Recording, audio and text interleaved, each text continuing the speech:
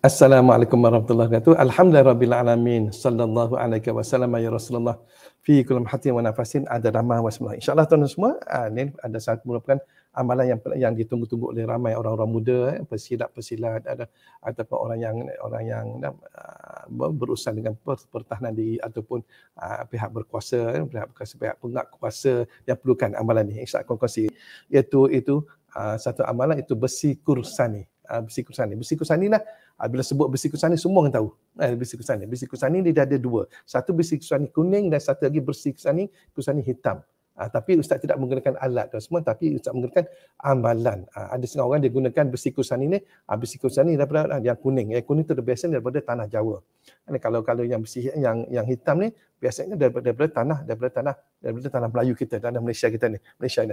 Kenapa berlaku kuning kena hitam? Insya-Allah Ustaz akan beritahu kepada anda dalam program ni atau modul ni, maka Ustaz kongsikan kepada anda amalan bersih kursani. Kita tidak menggunakan perantaraan barang. Kebiasaan orang akan guna perantaraan barang, itu cincin, batu kuning tersebut akan dipakai di cincin dan mereka akan kebal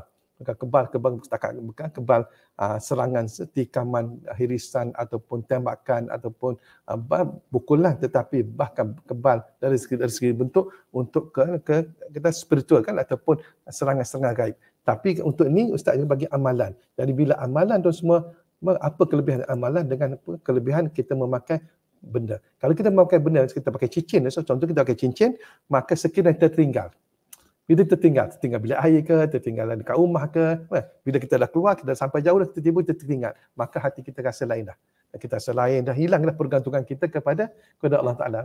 Kita dah nampak cincin, Allah aku tertinggal cincin aku apa semua dah. Tetapi ni tuan semua, besi kursani ni adalah merupakan amalan tuan semua, tuan-tuan amal dia, dan amalan tersebut akan berada pada badan tuan semua, dan ia kekal. Walaupun anda sedang tidur pun sekalipun, walaupun orang lakukan tikaman, orang tikam anda, orang hiris anda, orang tembak anda, ataupun orang tuju anda secara ghaibiah, maka insya-Allah amalan bersih kursani ini akan menyebabkan anda terhindar daripada segala bentuk tersebut. Insya-Allah tuan semua, dan perkara dengan amalan bersih kursani ini Ustaz banyak dah alami perkara-perkara yang seperti ini tuan semua, yang mana tidak boleh menjejaskan kulit kita ataupun badan kita yang terkena sesuatu benturan-benturan, insya-Allah.